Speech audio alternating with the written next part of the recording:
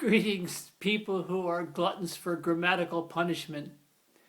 Could you imagine aliens driving by our planet and they go on the internet and the first thing they see is one of my videos and they say, well, we're not stopping here. This is just awful. Anyway, so in these last two videos I'm doing key points. I'm discussing some of the key points in this short series of videos, which is a study of the word that. Okay? Now, one of the key points was I stated that, I made the claim that that has four appearances in base form, and it makes one appearance in a metaform, okay? And the really, really hard part of this study was that metaform. In other words, traditionally, you would call the word that a relative pronoun, all right? And I call it either an associator, okay, or a distinction indicator. But either way, it's the deepest part of the study. It took the most thought. It was aggravating, gave me headaches, but I figured it out, all right? So that was the hardest part. Looking at that, traditionally you would call it a relative pronoun, and you would call this a relative clause, but I call it something different. So that's where we stood. Now, in my previous videos, I excuse me, tried to make things really, really clear, because this is very important. Because if I don't make it clear and make it understandable, it won't stick, it won't catch on, and it won't eventually replace contemporary terms, which I would like it to do. It might happen after I'm dead, that's usually how it works. But anyway, let's take a look at what I said in the previous video. I spoke incorrectly. I should have said the word book becomes the subject of the sentence. I spoke incorrectly. But while we're looking at this is a beautiful thing. This is the so-called traditional relative clause, all right? You have your head noun, and this would be called a relative clause in the old days, all right? But I looked at it on two levels, and on the surface level, which I call the integral level, all right? I refer to this as the associator, all right? The associator associates the noun with this little mini predicate, all right? And you get your core declaration. In other words, you get your main idea that this association is trying to tell you. It says book is blue. And you see the word book becomes the subject of your core declaration. The little inside thought it's trying to tell you. And down here on this example, the plant that he purchased was a rose. Here's your head noun.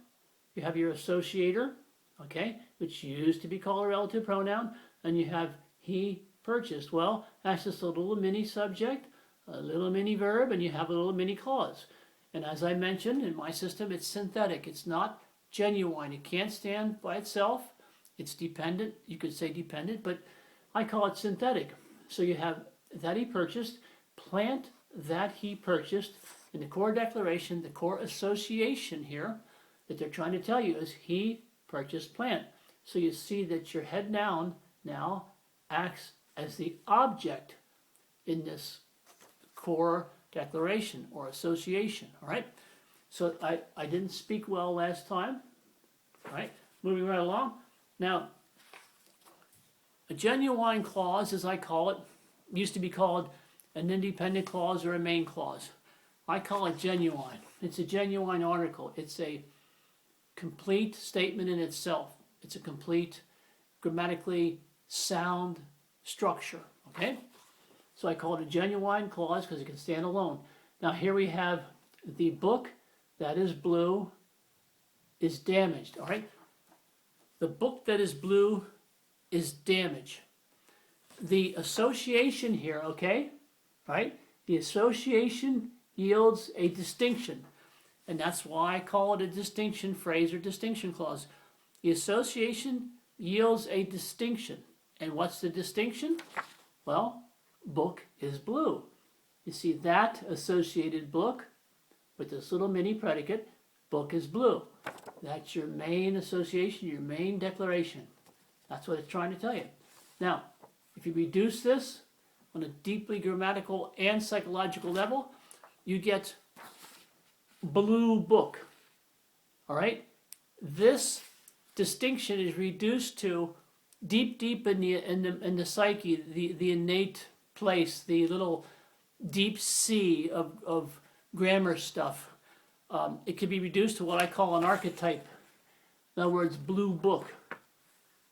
In our psyche, in the deep unconscious, there would be this thing called a blue book. And people all over the world would know that's a blue book. Even, no matter what language they use, they would see it and they would know blue book.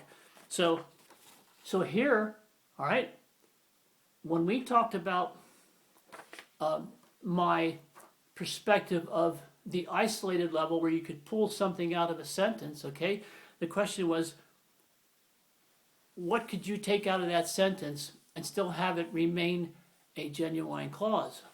Well, here we have that is blue, all right? That can be taken out of there, and you'll have the book is damaged. You'll still have a genuine clause. But the beautiful thing here is you say, well, what's the core declaration? Well, the core declaration is book is blue, all right? It's a blue book.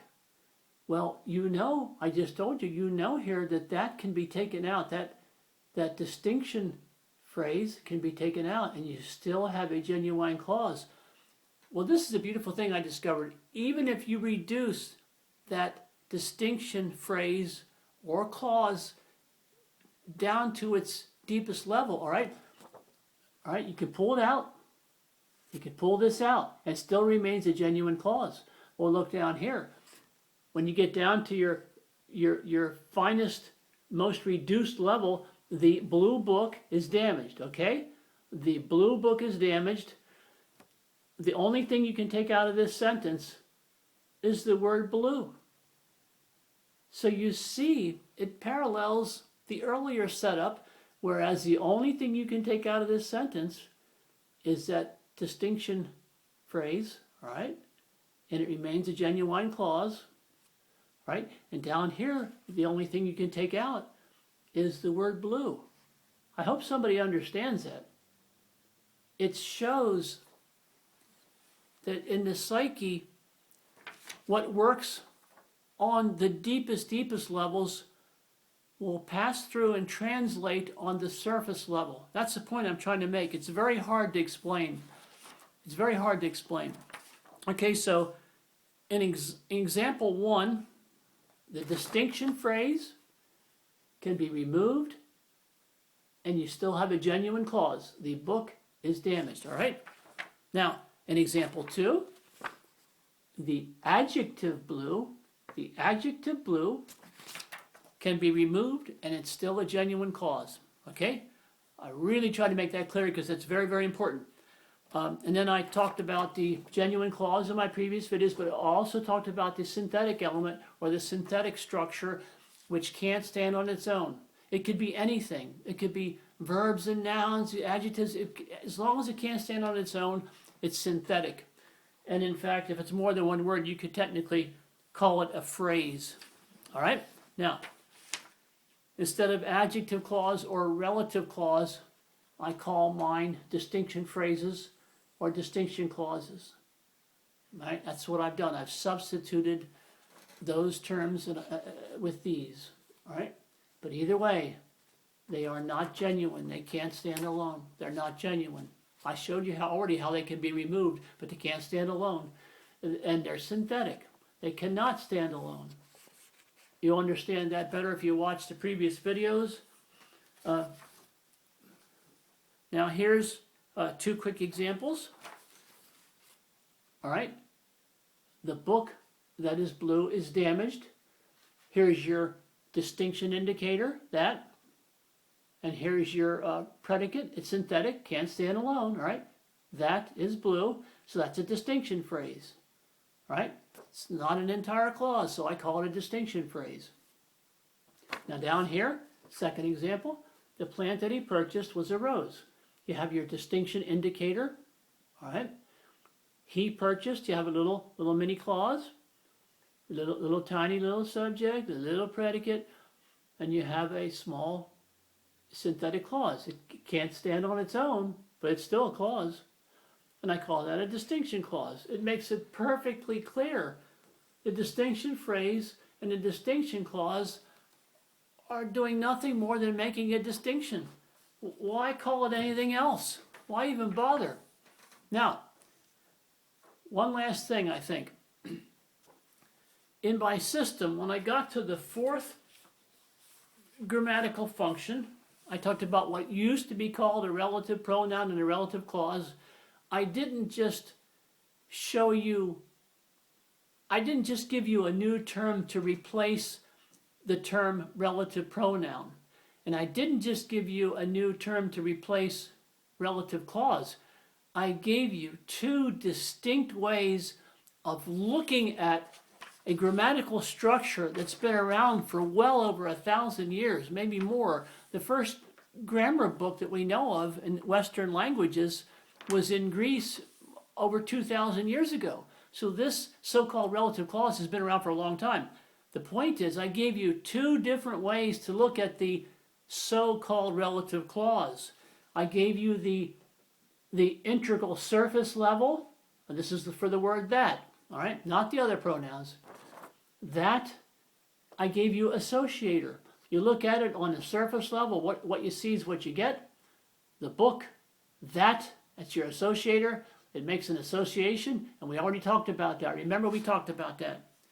The word that associates book, and the little tiny predicate is blue. And the association itself, the phrase itself, book is blue, makes a distinction.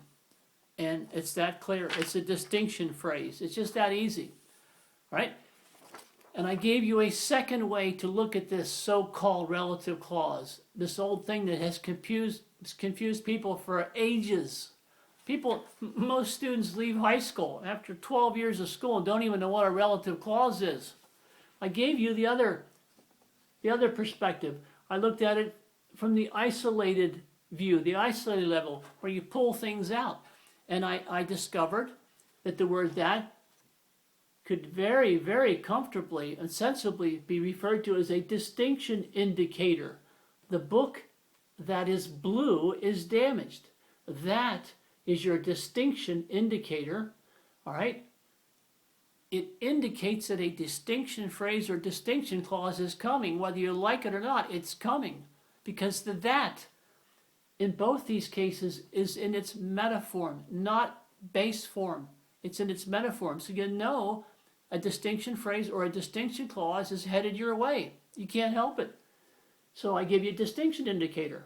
All right? That is your indicator.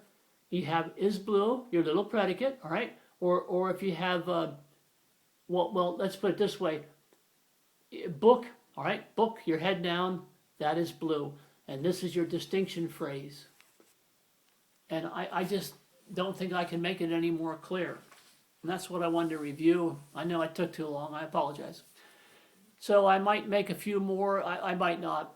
I'll see what happens. See if anybody watches these videos, and maybe after I'm dead, my son will tell me, "Oh, yeah, hey, Dad, you're somebody actually used your term one time." Anyway, that's it. Thanks for being incredibly patient. I hope you learned something. I did. And we'll see you who knows when for who knows what topic. Good night.